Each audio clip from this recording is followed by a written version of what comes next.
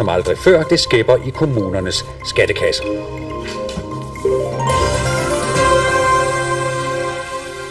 God aften, her er Søndagsavisen med 45 minutters nyheder og nogen skulle være i tvivl, så var det altså ikke statsminister Poul Nyrup Rasmussen, der sang her, men derimod Gloria Gaynor med nummeret I Am What I Am. Er vi på vej mod et stikkersamfund, hvor alle vogter på alle? Myndighederne vil i hvert fald gerne have os til at anmelde hinanden for diverse ulovligheder. Og vi gør det. Der foregår masser af ulovligheder i de danske hjem. Ulovligheder, som under normale omstændigheder aldrig bliver opdaget. En snyder med skatten, en anden kopierer computerprogrammer og sælger piratkopierne. En tredje modtager bistandshjælp, mens han arbejder. Og så er der alle dem, der arbejder sort. Men jagten er gået ind, og jægerne er ikke alene myndighederne som told og skattevæsenet. Næh, jægerne er dem her, danske samfundsborgere. Vi angiver hinanden som aldrig før. Nabo angiver nabo, uven angiver uven, Hansen angiver Jensen. Og myndighederne er godt tilfreds. Jeg tror ikke, vi kunne afsløre de sager her, uden at vi engang imellem fik sådan en tip. Fordi det er jo sort arbejde, vi snakker. Så er I glade for at få de tip, I får? Det er vi. Altså, jeg vil ikke så kalde dem anonyme anmeldelser. Jeg kalder dem et godt tip. Vi får dem jo. Og vi kunne godt bruge nogle flere, helt afgjort. Altså angivelser af folk, der laver sort arbejde? Anmeldelser. EDB-branchen har længe kæmpet med ulovlige piratkopier af computerprogrammer. Nu har en række producenter slået sig sammen og åbnet en hotline, hvor man kan melde hinanden. Og politiet har aldrig før fået så mange anmeldelser om spritkørsel som nu. Ikke mindst takket være de nye mobiltelefoner. Og skattekontorer rundt om i hele Danmark har erklæret krig mod sort arbejde. Og alle midler gælder. Også anonyme anmeldelser. Vi pisker jo ikke folk til at komme med en anmeldelse eller et tip til os. Vi siger, at vi er glade for det. Og så kan vi sige, at i mange andre situationer, der beder man jo om vidner. Altså hvis der har været bankrøveri eller et eller andet, der beder man jo også mange gange borgerne om hjælp til at afsløre, hvem var det. Og hvis vi siger, at de større skattesager, jamen er der forskel på røveri for statskassen via skatten og momsen, eller gå hen og hente pengene hen i banken? Men du mener ikke, at man fralægger sig ansvaret som myndighed ved at bede borgerne om at anmelde hinanden? Nej, det synes jeg ikke. Altså, jeg kan ikke finde andre måder, at vi får startet op på det. Man må acceptere nogle ulovligheder. Det er nødvendigt. Vi skal ikke have sådan et samfund, hvor det hele går helt efter reglerne. Så det er vel egentlig i orden. At man anmelder folk? Ja.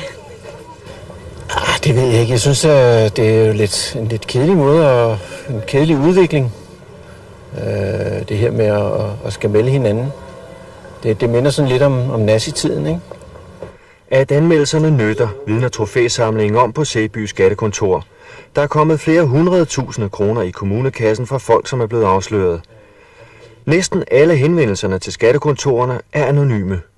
Jeg kan oplyse, at i Pandrup, samtidig med, at han har hævet understøttelse, har arbejdet sort hos fra han blev fyret fra og indtil han fik sit nye arbejde sidste forår.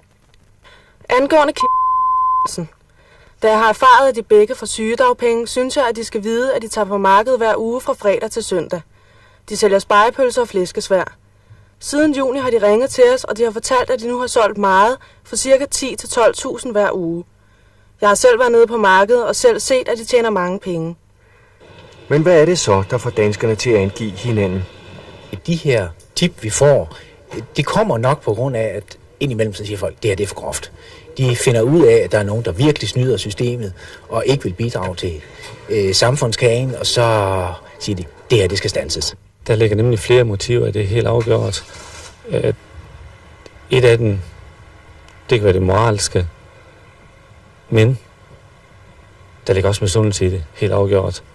Og så den tredje kategori, det er, når der opstår uvenskaber. Når, ja, man kan sige på den måde, når der opstår en skilsmisse, og hustruen føler sig dårligt behandlet i forbindelse med bodelingen, så ved hun, hvad der foregår i virksomheden, og så sker der noget. Altså, vi får en anmeldelse. Skal vi gå og kontrollere naboen og melde ham, hvis der foregår et eller andet mistænkeligt?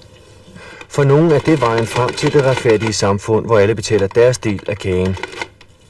For andre er det vejen til et samfund, der er så moralsk korrekt, at det ikke er til at holde ud at leve i. Man kan jo ikke stole på sine medmennesker så. Hvis du regner med, at naboen vil melde dig eller sådan noget. Det drejer sig om... Du kan ikke stole på en medmenneske så. Selvfølgelig skal man ikke melde hinanden. Alle de regler, alle de love, vi har, det er jo for, at det hele det skal køre nemmest, og der er noget til alle. Hvis nu man går ind på hinandens erhverv og begynder at krejle rundt alle sammen, så går det hele i panik herhjemme. Det tror jeg, det vil gøre. Så vi skal overholde loven? Ja. Det store spørgsmål er nu, om den gode moral består i ikke at sladre, eller i at få stoppet snyderiet. Altså, det tør jeg ikke rigtig svare på, og det er sådan set også derfor, vi melder ud, og jeg har indvilliget at deltage i det her. Det er, at en reaktion også fra politikere og befolkningen på, er vi gået for langt? Altså, jeg mener det ikke selv, men hvis vi er, så tror jeg også på, så får vi nok en eller anden reaktion. Men altså, vi får da i hvert fald også tilkendegivelse for, at det var godt, vi tog fat. Ja, det er der altså nogen, der mener. Mogens Elgaard, mener du ikke, at det her lugter lidt rigeligt af DDR? For eksempel det gamle Østtyskland, hvor man opfordrede borgerne til at angive hinanden og ovenikøbet betalte for det. Får du ikke lidt dårlig smag i munden over det her? Det ved jeg ikke. Jeg tror, at sammenligningen med Østtyskland, den er lige grov nok. Altså det er klart, jeg mener, at vi skal spise brød til. Det er jo ikke sådan, at skattemyndighederne opfordrer folk til at gå og anmelde hinanden sådan i bagatelsager. Men ting kan blive så grove, at man siger, at det kan være godt med et vidne, ligesom i et bankrøveri eller i en anden sag med børnemishandling osv. Der vil vi gerne have lidt hjælp. Men når man først har åbnet op for det med myndighedens billigelse, så er vi jo inde i en farlig diskussion, fordi så skal vi til at diskutere, hvilke ulovligheder skal vi anmelde. Skal vi også anmelde hinanden inden for arbejdspladsen og inden for sportsklubben, i familien? Synes du ikke, man åbner op for noget frygteligt uhyggeligt her? Det er i hvert fald noget meget følsomt, og det er svært at sige, jamen her er grænsen for, hvornår vi skal anmelde, hvornår vi ikke skal. Så det er noget med, at vi skal altså klappe hesten i de her situationer og tænke os gevaldigt om, fordi der er ingen af os, heller ikke skattemyndighederne, der ønsker et stikkersamfund. Det ligger jo helt fast. Men vi vil gerne have, at naboen stikker den anden nabo. Nej, det vil vi faktisk ikke. Det er slet ikke det handler om. Vi undersøger i hvert fald sagen, nej, selvom de er anonyme. Det, der hedder nabohjælp, og det, der hedder vennetjenester og børn, der laver nogle småting, det er ikke det, vi vil.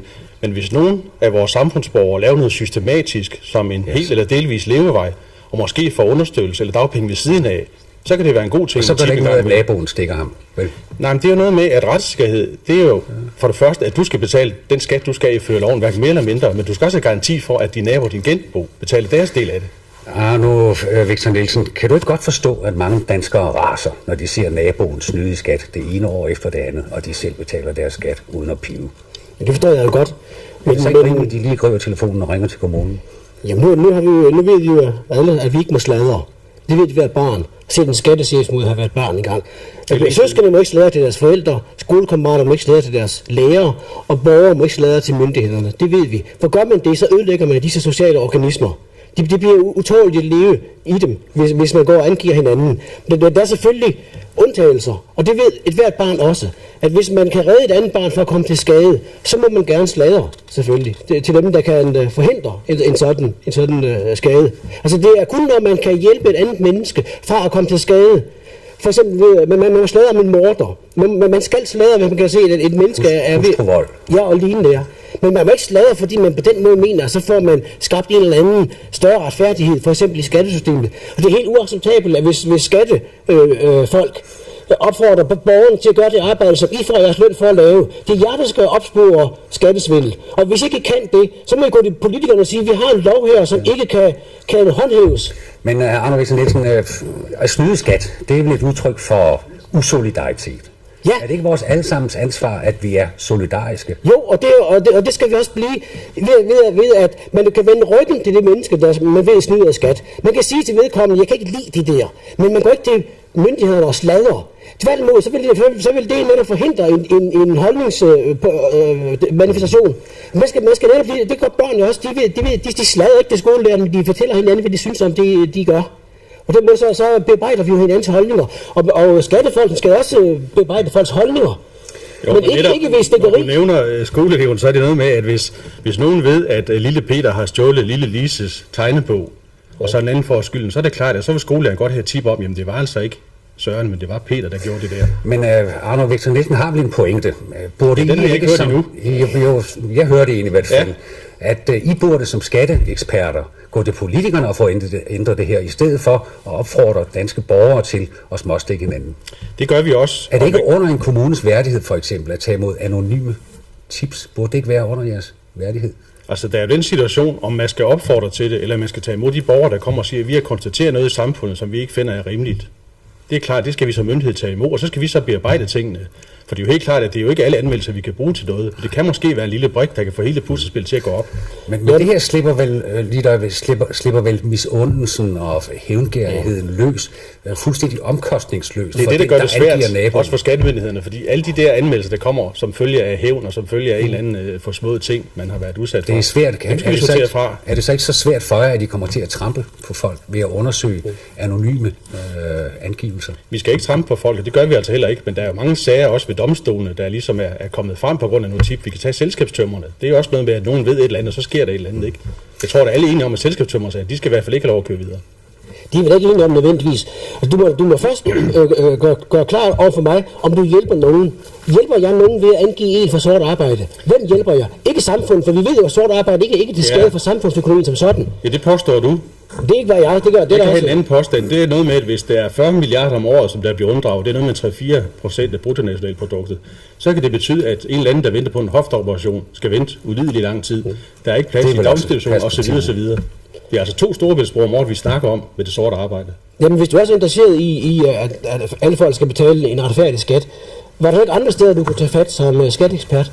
En lige netop var rammen med ganske sige, at det her med anmeldelser, det er ikke noget, der fylder ret meget i vores dagligdag, men de der få, der kommer, det er noget med 1 om året nogle steder til 10 om ugen andre steder. Men det er altså ikke det, vi bruger vores tid til. Det kan ikke gribe om sig, vi siger. Ja, hvis I opfordrer til det. Vi opfordrer ikke til det. Vi siger bare, hvis folk kommer... I gør det vel indirekte, Mogens Elgaard, ved at sige tak, fordi I kom. Det er ikke mere end, at hvis du skal til at køre med lidt sprit i blodet, så tror jeg også, at de fleste vil have, at man lige siger til nogen, prøv lige at tage nøglerne fra ham der. Det er lidt det samme. Det er fordi, der kan man hjælpe et menneske. Man kan hjælpe det menneske, som man kan hjælpe samfundet med at sige, at retssikkerheden, det er for abstrakt. Retssikkerheden, den skal være i top. Det er for abstrakt at sige, at man kan hjælpe samfundet. Kan man spørge her til sidst, jer begge to, savner vi i virkeligheden et signal fra politikerne om, vi skal det her, eller ikke? Jeg mener, at den nuværende skatteminister har sendt klare signaler ud. Han siger, at vi skal ikke gå i lommeulen, men hvis der er tale om systematisk sort arbejde, at nogle mennesker har som helt eller delvis levevej noget, de gør ulovligt, så skal vi gribe. Så du mener, at regeringen har givet jer grønt lys? Og nabohjælp, det skal vi ikke kigge på. Det gør vi heller. Du mener, at regeringen har givet jer grønt lys for at opfordre folk til at... Ikke for at opfordre, men for at behandle anmeldelser fornuftigt. Ganske kort til sidst. Jeg mener, at politikerne bør se på de love, som ikke kan håndhæves anden end ved at gøre os alle sammen til hinandens politibetjente. Og så sige, så må vi afskaffe de love. Så må vi lægge skatten på forbruget og ikke på arbejde. Hvis så skal det vi bruge lidt flere timer til at snakke om det her, tror jeg. Ja, det er også netop. Vi har taget hul på debatten. Håber, at den kan så foregå uden for dette forum også. Tak fordi I kommer.